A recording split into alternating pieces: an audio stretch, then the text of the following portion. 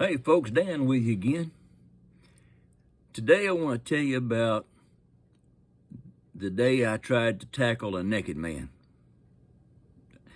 Okay, let me set the scene for you, because this sounds worse than it is.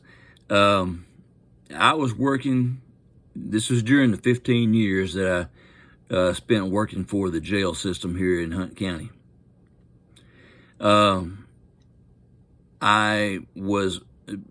I worked transport most of the time that I was doing this, but on some days we would be kind of slow in business, or whatever you want to call it, for the transport team. So we'd go down, we'd help out in the jail, and just somebody needed help in their department, we'd help them out. This particular day, I was helping out the classification department, going around and offering pretty much plea bargains to people who were in trouble within the jail, inmates who had been in fights or who had stolen stuff from somebody else, things like that. And I had my clipboard, and I was in the main hall, headed toward the front, just kind of slow walking and writing as I went. And I heard a commotion up by the bookend department, which was straight ahead at in the jail from where I was.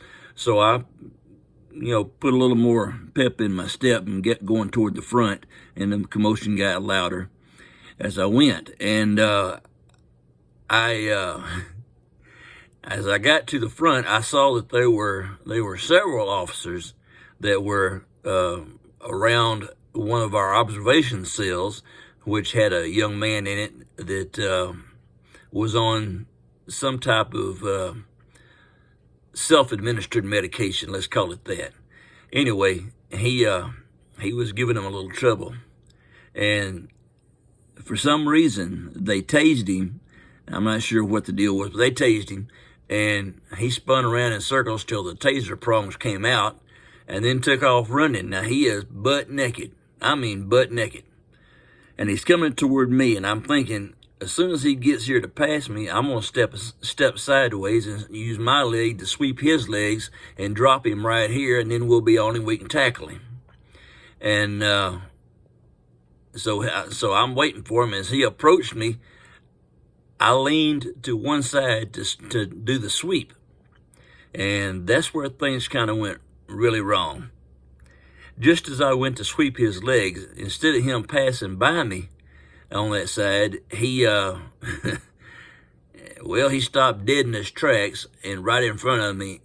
And I don't know if you're familiar with the term retard strength. I call it sometimes crazy strength. That's when a person is so out of their head that they don't know just how strong they are. They're not supposed to be that strong, but they are. And bad things can happen when people don't know how strong they are. Well, he stopped and swung and hit me with his fist right along this side of my face, right here, right there on the temple. That was not a pleasant deal. He hit me so hard, and I'm a big fella. I'm a pretty big fella. And he was only probably 5'5", 5'6", and weighed at the most, soaking wet with a rock in each pocket when he had on pants. He probably weighed 120. But he hit me with such force that it knocked me sideways and almost knocked me down. And I saw stars, literally saw stars. And about that time, he took off running again down the main hall, and some of the other officers down there tackled him, and that was the end of his exploits. But I ended up at the hospital at the ER to go through a concussion protocol, because the jail administrator had seen what happened with me and wanted me to go get checked out, because he knew that boy hit me awful hard. And anyhow, from that day forward, and I mean on a regular basis, from that day forward, I heard about the time the naked man hit me upside the head. And I say all that to say this. If you see a naked guy running towards you and you know he's on some dope, let him run. Make like the horses and let him run. Somebody down the way is going to get him, and he didn't have far to go because he wasn't going to get out anyway. All the doors were locked. So, that's my story. I'm sticking to it. That's the day that I tried to tackle a naked man. Y'all have a great day and tune in again tomorrow.